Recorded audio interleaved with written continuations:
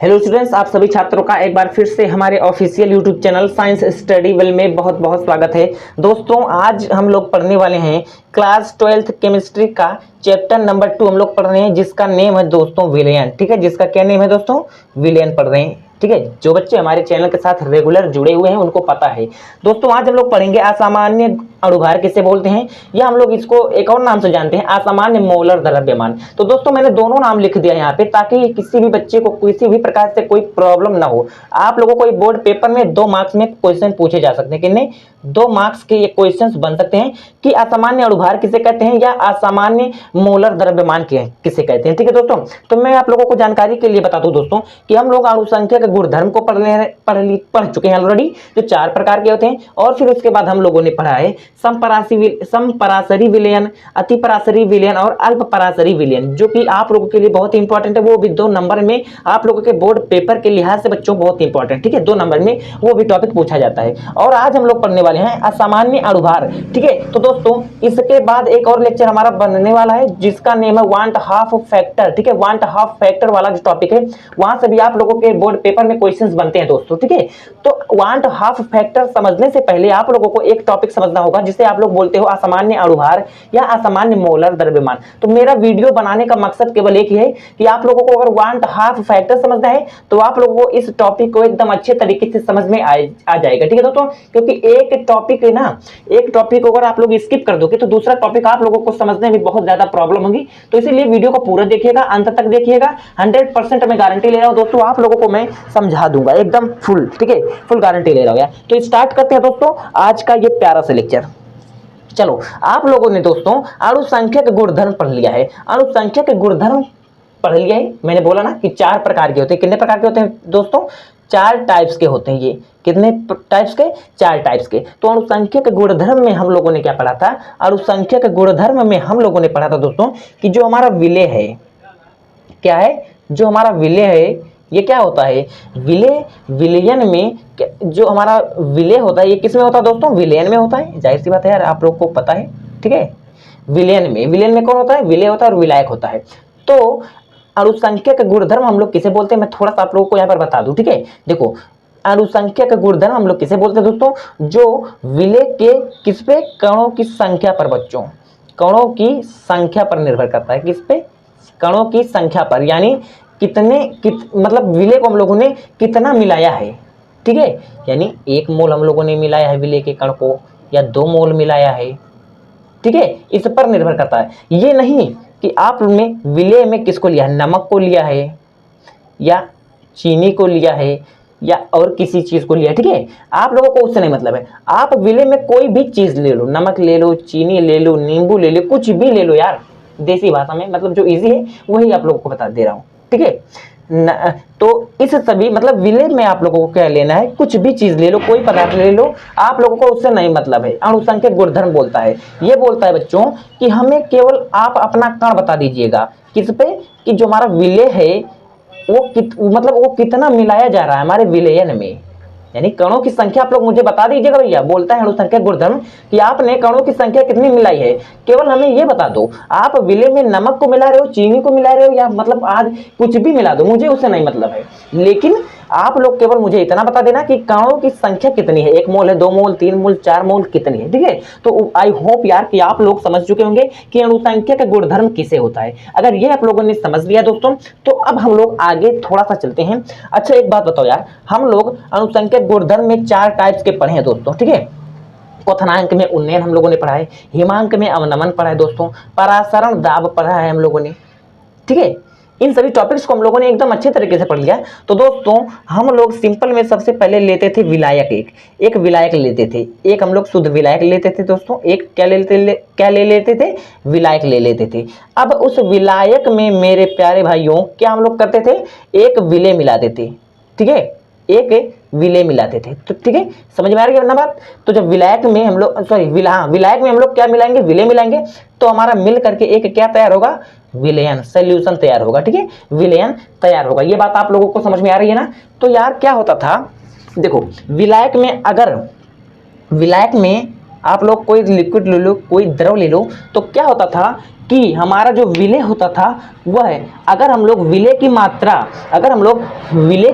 हम लोग दोस्तों कितना 1 मोल मिला रहे थे, 1 मोल क्या कर रहे थे, 1 मोल मिला रहे थे, तो यह पानी में जो हमारा द्रव है, द्रव में आप पानी ले सकते हैं, कुछ भी ले सकते हो यार, ठीक है। तो द्रव में जब ये जाने के बाद ये विलय को मान लो हम लोग 1 मोल ले रहे थे, 1 मोल ले रहे थे विलय को, तो ये क्या हो रहा था, इस विलायक में जाने के बाद 1 मोल ही इसके पार्टिकल होते थे, ठीक है। कितने होते थे, थोड़ा सा मैं कलर का डिफरेंस कर दूं, 1 मोल ही होते थे, 1 मोल। अगर हम लोग विलय को दोस्तों 2 मोल लिया है, मान लो 2 मोल लिया है, तो यह विलायक में जाकर के केवल 2 मोल ही होते थे। यानी बच्चों यहां पर हम लोगों की जो विलय की मात्रा होती थी वो क्या होती थी कि जितना हम लोग मिला रहे थे वो विलायक में जा करके उतनी ही मात्रा में होते थे, उतनी ही मात्रा में वो पाए जाते थे विलायक में भी। मेरा कहने का अर्थ ये है, अब ध्यान से सुनना मेरी बात को। अगर मेरे प्यारे भाइयों हम लोग एक कंटेनर और ले लें, एक कंटेनर ले लिया हम लोगों ने, ठीक है। अब इसमें हमारे पास क्या है, इसमें हम लोगों ने इस तरीके से और एक हम बना ले यहाँ पे, ठीक है। ये हमारे पास, ये हम लोगों ने 2 कंटेनर को ले लिया है, 2 कंटेनर को ले लिया है। अब ध्यान से सुनिएगा मेरी बात, यही से आप लोगों का असामान्य अणुभार क्या होता है यही से समझ में आने वाला है। ध्यान से सुनिएगा, ये मेरा ए कंटेनर है, ये मेरा बी कंटेनर है, ठीक है, समझ में आ रही ना बात। अब देखो यहां पर हम लोगों ने ए कंटेनर में हम लोगों ने मेरे प्यारे छात्रों क्या मिलाया है, हम लोगों ने ए कंटेनर में मान लो नमक, इसमें हम लोगों ने क्या मिला दिया, NaCl, साधारण नमक, ठीक है। साधारण नमक जो आप लोग खाते हो यार, सिंपली नमक में मम्मी डालती है ना, उसका केमिकल फार्मूला तो जानते हो ना भाई, NaCl होता है, ठीक है ना। चलो हम लोगों ने इसमें क्या मिलाया है, ये हमारे पास द्रव है कोई, सपोज H2O मान लीजिए, ठीक है, H2O है हमारे पास। तो हम लोग इस H2O में, इस जल में मेरे छात्रों क्या मिला रहे हैं, इस H2O में, इस जल में हम लोग कंटेनर ए में हम लोगों ने NaCl नमक को मिलाया है। अब ये क्या होता है दोस्तों, यदि हम लोग नमक का एक मोल, नमक को हम लोग कितना मिला रहे हैं, 1 मोल यहाँ पर मिला रहे हैं, नमक की मात्रा हम लोग इस कंटेनर में 1 मोल मिला रहे हैं, तो क्या हो रहा है, यह द्रव में जाने के बाद यानी यह पानी में जाने के बाद दोस्तों क्या होता है, इस तरीके से अपने आयनों में टूट जाता है, NaCl और Na प्लस में और Cl किस में, माइनस में, ठीक है। Na प्लस में दोस्तों और Cl माइनस में टूट जाता है। यानी हम लोग सिंपल अगर इसका रिएक्शन लिखे तो NaCl, इस तरीके से हम लोगों ने इसको 1 मोल लिया, 1 मोल लिया। अब इसको हम लोग एक्वस में डालने के बाद क्या हो जा रहा है, एक्वस में डालने के बाद दोस्तों थोड़ा सा हमारे पास, ठीक है, पेज की प्रॉब्लम है यार, तो आप लोगों को मैं यहीं पर समझाने का प्रयास करूंगा, ठीक है। देखो NaCl को हम लोगों ने 1 मोल लिया, अब इसको जब हम लोग एक्वस में डाल दे रहे हैं तो क्या हो जा रहा है, NaCl अपने आयनों में टूट जा रहा है, अपने आयनों में टूट जा रहा है। जनरल सी बात है यार, आप लोगों को समझ में आ जानी चाहिए, ठीक है। तो Na प्लस में जाएगा और प्लस हो जाएगा हमारा Cl माइनस, Na प्लस में Cl माइनस में। अब हम लोग देखो, ध्यान से सुनिएगा मेरी बात मेरे भाई, NaCl को हम लोगों ने 1 मोल मिलाया है, यानी 1 मोल हमारी क्या होती है, जैसे हमारे पास 1 दर्जन होता है, 1 दर्जन होता है ना हमारे पास, तो 1 दर्जन में कितने, जैसे 12 संख्या होते हैं, ठीक है ना। तो उसी तरीके से हमारा 1 मोल भी होता है, ठीक है ना। तो अब ध्यान से सुनिएगा, हम लोगों ने 1 मोल यहाँ पर ले लिया, NaCl की मात्रा हम लोगों ने कितनी ले ली, 1 मोल ले लिया। अब देखो यहाँ पे हम लोग जब एक्वस में इसको मिला रहे हैं, सिंपली पानी में जब हम लोग यहाँ पे नमक को मिला दिया तो क्या हो रहा है, तो हम लोग यहाँ पे एक परिवर्तन देख रहे हैं दोस्तों। इस जो हम लोग परिवर्तन यहाँ पे देख रहे हैं, यह परिवर्तन क्या हो जा रहा है, ये 1 मोल है, बट यहाँ पे जब हम लोग पानी में मिला रहे हैं तो ये अपने 2 आयनों में टूट जाता है, यानी 1 मोल Na प्लस बनता है और 1 मोल Cl माइनस। यानी दोस्तों अगर हम लोग यहाँ पर देखें, यहाँ पर टोटल हमारा 1 मोल है, लेकिन यहाँ पर हम लोग देख रहे हैं तो यहाँ पर इस साइड में हम लोगों को जो उत्पाद हमारा मिला है, जो टूट रहा है, जो आयनित हो रहा है ये भाग, ये हमारा क्या हो जा रहा है, 2 मोल हो जा रहा है, ठीक है, 2 मोल। यानी मेरे भाइयों यहाँ पे हम लोग क्या देख रहे हैं, जब हम लोग विलय को इसमें मिला दे रहे हैं तो क्या हो जा रहा है, विलय को मिलाने के बाद ये जो कंपाउंड है विलय हमारा, ये अपने आयनों में टूट जाता है, अर्थात वियोजित हो जाता है दोस्तों। किसमें जाने के बाद, विलयन में। विलयन में क्या हो जाता है, वियोजित हो जाता है जब विलय हमारा क्या, देखो जब हमारा जो विलय है दोस्तों नमक, ये क्या हो जाता है, विलायक में जाने के बाद या विलयन में जाने के बाद दोस्तों क्या हो जाता है, वियोजित हो जाता है, यानी टूट जाता है दोस्तों, देखो टूट गया, NaCl सोडियम क्लोराइड एक कंपाउंड था, बट यहाँ पर ये आयनित हो गया जाकर के। ठीक है दोस्तों, समझ में आ रही है ना बात मेरी? ठीक है, तो यहाँ पर देखो इसकी कणों की संख्या में वृद्धि हो जा रही है। जैसे हम लोगों ने यहाँ पर 1 मोल लिया, बट यहाँ पर हम लोगों को 2 मोल क्या हो गए, 2 मोल हम लोगों को प्राप्त हो गए। ठीक है, यहाँ पर हम लोगों ने 1 मोल लिया था और यहाँ पर हम लोगों ने 2 मोल हम लोगों को प्राप्त हो गया दोस्तों। तो इस प्रकार से विलयन की जो कण है, इस जो हमारे विलय के कण है, विलयन में जाने के बाद दोस्तों क्या हो गए, उनकी संख्या 2 मोल हो गई और पहले कितनी थी, 1 मोल थी। तो इस प्रकार से हम लोग समझ सकते हैं कि यहाँ पर जो हमारा अणुसंख्यक गुणधर्म है उसमें भी क्या हो जाएगी, परिवर्तन हो जाएगी। परिवर्तन होगी कि नहीं, यानी उसके अणुसंख्यक गुणधर्म जो है उसके मान में क्या हो जाएगी दोस्तों, वृद्धि हो जाएगी, क्योंकि हम लोगों ने 1 मोल मिलाया और हम लोगों को ये विलयन में हम लोगों को 2 मोल मिल गया, एक Na+ का, एक Cl- का, यानी टोटल 2 मोल मिल गए। तो हमारा जो अणुसंख्यक गुणधर्म है इसके मान में भी दोस्तों वृद्धि हो जाएगी। वृद्धि होगी कि नहीं, होगी ना। तो इसी प्रकार से अगर हम लोग दूसरे कंटेनर में देखें, दूसरे कंटेनर में सिंपली हम लोगों ने क्या ले लिया है, हम लोगों ने यहाँ पर थोड़ा सा मैं रेड कलर बेंजीन ले लिया। ठीक है, तो बेंजीन का स्ट्रक्चर इस प्रकार से होता है यार, पता है ना आप लोगों को। ये हमारे पास बेंजीन है, ये हमारे पास क्या है दोस्तों, बेंजीन है। मैं आप लोगों को नाम भी लिख दूं, हम लोगों ने बेंजीन को ले लिया। अब इसमें हम लोग क्या मिलाएंगे, बेंजोइक एसिड। बेंजोइक एसिड हम लोग इसमें यूज कर ले रहे हैं। तो बेंजोइक एसिड का फॉर्मूला होता है C6H5COOH। C6H5 मतलब बेंजीन और COOH मतलब एसिड, सिंपल है, बेंजोइक एसिड। ठीक है दोस्तों, मैं आप लोगों को यार ऑर्गेनिक केमिस्ट्री में एकदम अच्छे तरीके से ये सब बताऊंगा। ठीक है, तो यहाँ पर अगर हम लोग यहाँ पे 2 मोल, यहाँ पर मेरे भाई 2 मॉलिक्यूल हम लोग किसका ले ले रहे हैं, 2 मॉलिक्यूल अगर हम लोग यहाँ पे C6H5COOH का ले रहे हैं। ठीक है, यहाँ पे हम लोग 2 मोल किसका ले ले रहे हैं, दूसरे कंटेनर में 2 मोल देखो C6H5COOH बेंजोइक एसिड, बेंजोइक अम्ल। यहाँ पर थोड़ी सी प्रॉब्लम हो रही है यार बहुत ज्यादा। ठीक है दोस्तों, यहीं पर लिख दे रहा हूं, बेंजोइक अम्ल विलय के रूप में हम लोगों ने यहाँ पर बेंजोइक अम्ल लिया। लेकिन यहाँ पर ये क्या कर रहा है, ये जो बेंजोइक अम्ल है हम लोगों ने दोस्तों यहाँ पर बेंजोइक अम्ल को यहाँ पे मैं लिख दे रहा हूँ। ठीक है, बेंजोइक अम्ल को हम लोगों ने C6H5COOH, ठीक है, 2 मॉलिक्यूल हम लोगों ने C6H5 का लिया। ठीक है, तो इसको हम लोग लिया और इसको हम लोग किस में घोल रहे हैं, किसमें, बेंजीन में, सिंपल C6H5। ठीक है, इस तरीके से। ठीक है दोस्तों, C6H5। इसी तरीके से मेरे भाई क्या हो जा रही है कि हमारा जो बेंजीन है, ठीक है, ये देखो ये हमारा क्या है, बेंजीन है।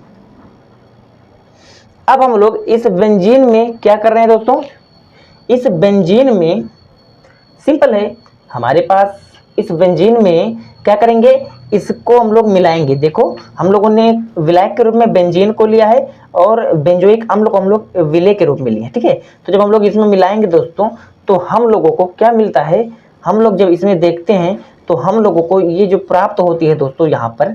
ठीक है, 2 मॉलिक्यूल हम लोगों ने यहाँ पर लिया है इसका।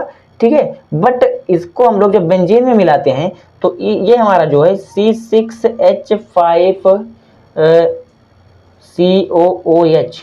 ठीक है, एक सेकंड, ये जो हमारे पास है दोस्तों इसका एक ही मॉलिक्यूल मिलता है, यानी होल ट्वाइस। ठीक है, तो देखो यहाँ पर हम लोगों ने 2 मोल लिया। ठीक है, सिंपल है, 2 मॉलिक्यूल, यहाँ पर 2 मोल लिया हम लोगों ने इसका, लेकिन यहाँ पर हम लोगों को 1 मोल ही प्राप्त हुआ। कितना, 1 मोल ही हम लोगों को प्राप्त हुआ है। कौन, बेंजोइक अम्ल, मैं लिख दे रहा हूं, बेंजोइक अम्ल। बेंजोइक अम्ल यहाँ पर 1 मॉलिक्यूल ही प्राप्त हुआ। यहाँ पर हम लोगों ने 2 मोल लिए, यानी 2 मॉलिक्यूल हम लोगों ने किसके लिए, C6H5COOH के, यानी बेंजोइक के हम लोगों ने यहाँ पर 2 अणु लिए। बट यहाँ पर जब हम लोग बेंजीन में इसको घोल दे रहे हैं बच्चों, बेंजीन में मिलाने के बाद यहाँ पर C6H5COOH कितने मॉलिक्यूल प्राप्त हो रहा है, एक मॉलिक्यूल प्राप्त हो रहा है। तो इस प्रकार से जो हमारा एक समुच्चय बनेगा, एक समुच्चय मतलब क्या होता है कि जब 2 लोग आपस में परस्पर मिल जाते हैं बच्चों तो एक समुच्चय का निर्माण होता है, एक समुच्चय का निर्माण होता है दोस्तों। ठीक है, तो उसको हम लोग बोलते हैं द्विलक। क्या बोलते हैं, द्विलक, डाइमर, इसको हम लोग बोलते हैं डाइमर, द्विलक। अगर इसी प्रकार से 3 मॉलिक्यूल हम लोग इसको ले लें तो इसका थ्राइस हो जाएगा, तो उसको हम लोग बोलेंगे त्रिलक, यानी ट्राइमर। ठीक है दोस्तों, इस तरीके से आप लोगों को यहाँ पर ये समझा दिया मैंने ना। अगर ये चीज आप लोगों ने समझ लिया है मेरे भाई, तो क्या होगा यहाँ पे इसके अणुसंख्यक गुणधर्म में क्या होगा, इसके अणुसंख्यक गुणधर्म में दोस्तों कमी आएगी। अणुसंख्यक गुणधर्म में क्या हो जाएगी, कमी आ जाएगी ना। अणुसंख्यक गुणधर्म में क्या हो जाएगी, गुणधर्म में कमी आएगी कि नहीं। सिंपल यार, हम लोगों ने यहाँ पर दो मॉलिक्यूल, दो अणु को मिलाया है और इस तरफ जाने के बाद पानी में बेंजीन में मिलने के बाद ये एक अणु बन गया, तो क्या हो जाएगा, इसके जो अणुसंख्यक गुणधर्म होगी उसमें कमी आएगी। क्योंकि अणुसंख्यक गुणधर्म जो होता है वो किस पर निर्भर करता है, विलेय के कणों की संख्या पर। तो जब इसकी संख्या घट जाएगी तो इसका मतलब है अणुसंख्यक गुणधर्म भी घट जाएगा। और इसी प्रकार से इसमें इसके जो अणुओं की संख्या दोस्तों बढ़ जा रही है, इसके जो आयन है बढ़ जा रहे हैं। यानी जब हम लोग 1 मोल NaCl को 1 मोल NaCl को क्या कर रहे हैं, मिला रहे हैं किसमें, पानी में दोस्तों, तो ये सोडियम प्लस क्लोराइड माइनस में टूट जा रहा है। यानी 1 मोल इसके टोटल 2 मोल हम लोगों को प्राप्त हो रहे हैं। तो यहाँ पर क्या हो रहा है, यहाँ पर इसके अणुसंख्यक गुणधर्म में वृद्धि हो जा रही है। क्यों वृद्धि हो जा रही है, क्योंकि देखो यहाँ पर हम लोगों ने 1 मोल मिलाया और यहाँ पर हम लोगों को 2 मोल प्राप्त हुए। तो जब विलेय की कणों की संख्या बढ़ेगी तो जाहिर सी बात है यार, अणुसंख्यक गुणधर्म भी क्या हो जाएगी, बढ़ ही जाएगी। तो इसका अणुसंख्यक गुणधर्म क्या होगा दोस्तों, अणुसंख्यक गुणधर्म बढ़ जाएगा। क्या हो जाएगा, बढ़ जाएगा। तो इसी तरीके से इसको हम लोग समझ सकते हैं। तो इस प्रोसेस को, यानी जो हमारा, जब हम लोग 1 को मिला रहे हैं ये टूट करके 2 में बिखर जा रहा है, तो इसको हम लोग बोलते हैं वियोजित। क्या, इसको हम लोग बोलते हैं वियोजित। यहाँ पर लिख दे रहा हूँ, इसको हम लोग बोलते हैं वियोजित और इसको हम लोग बोलते हैं संगुणन बोलते हैं, या सिंपल आणविक संयोजन या संयोजन बोल सकते हैं। संयोजन का मतलब जोड़ना। ठीक है दोस्तों, इतनी बात अगर आप लोग समझ चुके हैं तो अब हम लोग चलते हैं यहाँ पे थोड़ा सा थ्योरी को पढ़ते हैं और चीज़ों को एकदम अच्छे तरीके से क्लियर करते हैं दोस्तों। ठीक है, आइए हम लोग पढ़ते हैं क्या हमारा स्टेटमेंट है। देखो दोस्तों, यदि विलयन में विलेय कणों की वियोजन या संगुणन होता है, यदि विलयन में विलेय कणों की, देखो मैंने विलेय कणों का वियोजन और संगुणन, वियोजन का मतलब जब हम लोगों ने NaCl को मिलाया तो Na प्लस और Cl माइनस में टूट गया, यानी वियोजित हो गया। कौन, विलेय। देखो, और अगर हम लोगों ने दूसरा एग्जांपल लिया किसका, बेंजोइक अम्ल का, हम लोगों ने एग्जांपल लिया दोस्तों। तो वहां पर बेंजोइक अम्ल जो है वो क्या हो जा रहा है, 2 मॉलिक्यूल हम लोग ले रहे हैं बट वह मिल करके 1 मॉलिक्यूल बना ले रहा है। ठीक है, तो वो क्या हुआ, संगुणन हुआ या संयोजन हुआ। तो वही बोला गया है, यदि विलयन में विलेय कणों की संयोजन या संगुणन होता है तो विलयन में विलेय कणों की संख्या परिवर्तित हो जाती है। देखो परिवर्तित हुई ना, मैंने आपको बताया यार, विलयन में विलेय कणों की संख्या परिवर्तित हो जा रही है यार। हम लोगों ने यहाँ पर 1 मोल लिया है, यहाँ पर जाकर के 2 मोल हम लोगों को प्राप्त हो जा रहा है। ठीक है, यहाँ पर हम लोगों को कितने मोल प्राप्त हो जा रहा है, 2 मोल।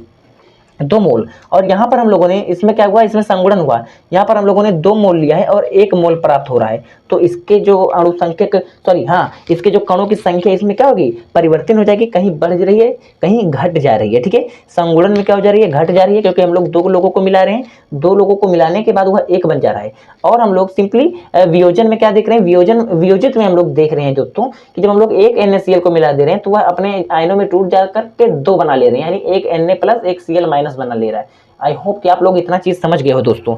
अब देखो आगे, इस कारण अणुसंख्यक गुणधर्म का मान भी परिवर्तित हो जाता है। मैंने आपको अणुसंख्यक गुणधर्म का मान कहां पर बढ़ेगा कहां पर घटेगा उसको भी बता दिया है दोस्तों। ठीक है, अब देखो, तो विलेय का अणुभार वास्तविक अणुभार से भिन्न प्राप्त होता है। जाहिर सी बात है, जब विलेय के कण बढ़ जाएंगे तो विलेय का अणुभार भी तो बढ़ेगा, और अगर विलेय के कण कम हो जाएंगे तो विलेय का अणुभार भी कम हो जाएगा। भैया वही बोला गया है कि विलेय का अणुभार वास्तविक अणुभार से क्या हो जा रहा है, बढ़ जा रहा है या घट जा रहा है, मतलब भिन्न प्राप्त हो रहा है। अगर वह 10 है तो अगर बढ़ जा रहा है तो 20 हो जा रहा है, अगर कम हो जा रहा है तो 5 हो जा रहा है। ठीक है दोस्तों, ये बात है। अगर ये बात समझ में आ गई तो अब इसे देखो, इसे हम लोग क्या बोलते हैं, असामान्य अणुभार बोलते हैं या असामान्य मोलर द्रव्यमान। असामान्य मोलर द्रव्यमान या असामान्य अणुभार, इसी का मतलब यही है। ठीक है दोस्तों, तो अगर आज का ये टॉपिक आप लोगों को दोस्तों समझ में आ गया है तो अब हम लोग अगले लेक्चर में वांट हाफ फैक्टर को पढ़ करके अपने चैप्टर नंबर 2 को एकदम आसानी के साथ क्या करेंगे दोस्तों, एंड करेंगे, और फिर हम लोग आगे के लिए आगे बढ़ेंगे। ठीक है दोस्तों, तो मिलते हैं नेक्स्ट टाइम, तब तक बने रहिए आप हमारे चैनल के साथ दोस्तों अगर आप लोगों को ये लेक्चर समझ में आया हो तो अपने दोस्तों के साथ जरूर शेयर करिएगा दोस्तों, क्योंकि हम लोग आप लोगों के लिए बोर्ड एग्जाम की तैयारी करा रहे हैं दोस्तों। ठीक है, तो यार आप हमारे चैनल को अगर सब्सक्राइब अभी तक नहीं किए हो तो सब्सक्राइब तो कर देना, ठीक है दोस्तों। और अगर आप लोग अपने दोस्तों के साथ भी शेयर कर दीजिएगा तो बहुत अच्छी बात होगी दोस्तों, और अगर नहीं करोगे तो भी कोई बात नहीं है दोस्तों। ठीक है, तब तक के लिए बेस्ट ऑफ लक, मिलते हैं नेक्स्ट टाइम में। ठीक है।